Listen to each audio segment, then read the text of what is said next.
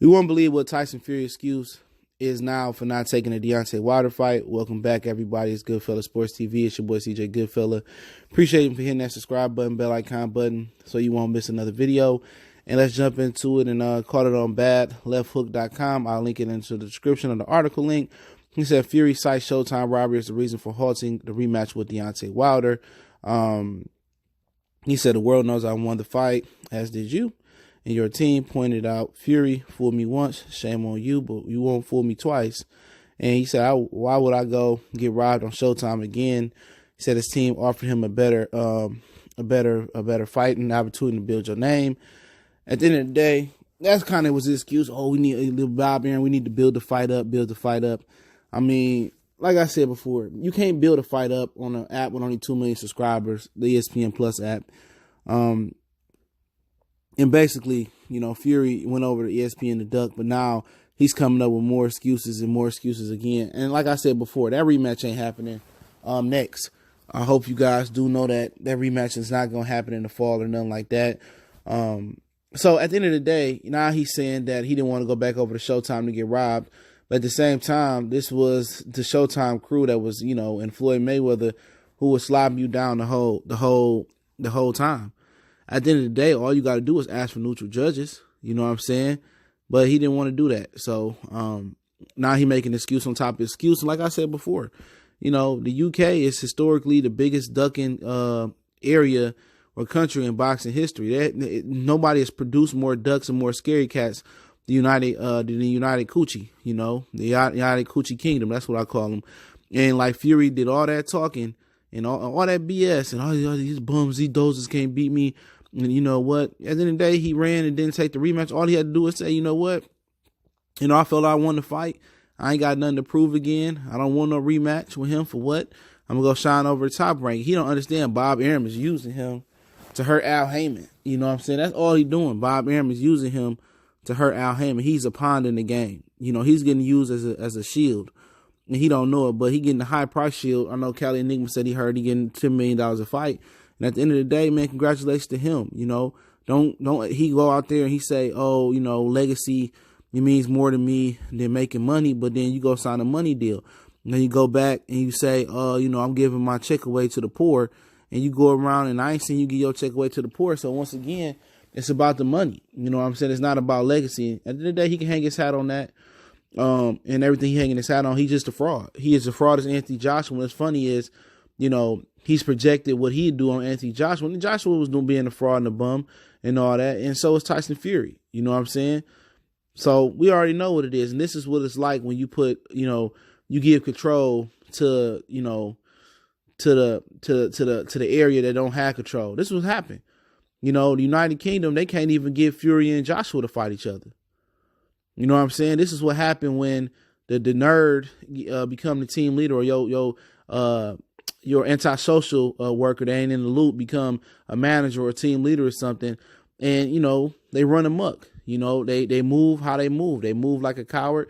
They move like a punk. And that's how Joshua and Fury moving. But for him to say that, oh, reason I'm not going back to Showtime is because, you know, this is where they rob me. You're not going to fool me over there again. Then why do we even engage in talks? If that was a sticking point that you didn't want to come fight me again, why did we engage in talks? You know, why? I mean, why is Frank Warren, you know what I'm saying, sending his fighters over to Showtime, you know, to fight on Showtime with the American distribution deal? You know, at the end of the day, everybody should have knew something when Frank Warren started working with ESPN. You know, everybody should have knew something was going to happen, but ESPN wasn't confident in Tyson Fury. They wasn't. Because, you know, he signed a deal with ESPN sometime in the middle of last year, Frank Warren, and Queensberry Promotions, whatever you call it. Why didn't ESPN sign Fury then if they were so confident in him? Why didn't they take on the first Safari fight and the Pinata fight? You know what I'm saying? If they were so confident, they didn't believe in him. They didn't.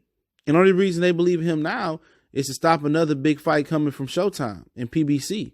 That's the only reason Bob Arum jumped in here. And then they probably coming up with excuses for him to say, you know, and they're going to find out real quick, fast, in a hurry. Ain't nobody going to watch Tyson Fury on the ESPN Plus app. Fury is not an entertaining heavyweight.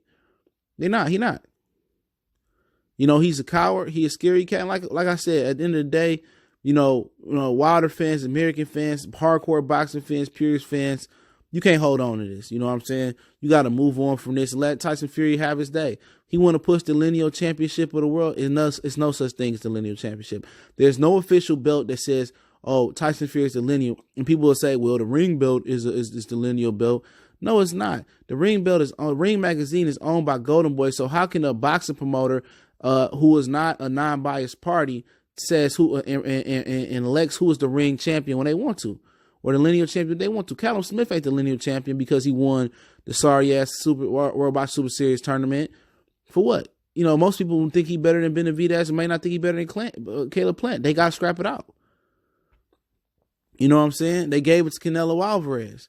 Stripped it, gave it to Golovkin, knowing Canelo was going to rob him. So at the end of the day, they are biased. They have a bias towards the fighter. So therefore, the ring belt, it holds no weight, and there's no such thing as a lineal belt. Unless somebody creates a real lineal belt, a non-biased boxing promoter, somebody else that's a non-biased entity, like a sanctioned belt by like a WBO, WBC, WBA, IBF, something like that, and say, oh, this is the lineal champ for the best fighter in the division. Then when you start promoting those fights, and then you can say, okay, that's the lineal, but it don't exist. They can push the lineal champion all they want to, but at the end of the day, it's no belt for that. You know, and anyway, they stripped him of that weak ass ring belt anyway. You know, so at the end of the day, he got caught cheating. You know, he a cheater, he a liar. He's been caught lying on several occasions. He said, I'm giving my check away from the poor. I believe legacy over money. He a liar. He about his bread, and ain't nobody mad at you. Just be real. For some reason, the dudes from the United Kingdom just can't be real with themselves. You know, but reality usually catch up with him. We already know he didn't want to go through that with Deontay Wilder again. And it's okay. At the end of the day, you just take your bag and go home and get your bread from Top Rank. But to use the excuse that I don't want to go to Showtime and get robbed again, like, you know, when you go back and look at the fight, which I never watched it again, but I see a lot of people saying it was closer than when they first watched it. So a close fight isn't a robbery. You know, I believe Wilder scored 3 knockdowns in that fight. You know what I'm saying? And I think I had him winning 2 of the first 6 rounds, maybe.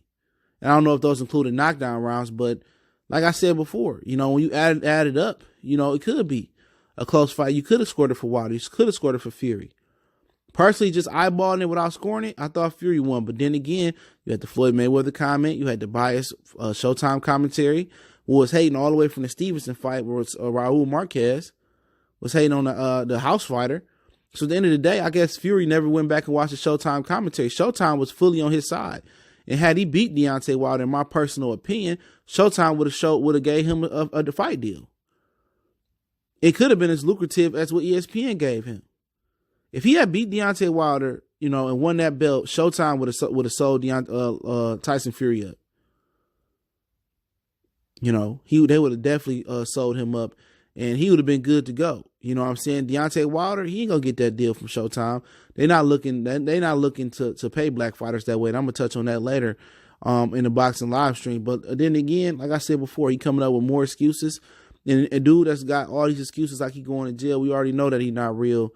We know that he's not thorough. We know he ain't about it in my Master P voice. And we move on from it. At the end of the day, it's no, you know, it's not gonna do. A coward is not gonna feel the backlash. They numb. You know, they gonna move how they want to move, and that's how he want to move. His wife didn't want him to fight him. His coach didn't want him to fight him again, and his dad didn't want him to fight again. So let's move on. At the end of the day, Tyson Fury is a cheating, lying, mark, buster, duck. That's just what it is. It's no different from 98% of the UK fighters, you know, and a lot of people got to remember that. Other than, you know, Lennox Lewis from Canada. All them other dudes like Ricky Hatton, Joe Calzaghe waited till a lot of them dudes got old in America and waited for the right time. Very few, like Amir Khan, jumped over to America off rip and got it popping, or damn near off rip. Kell Brook waited.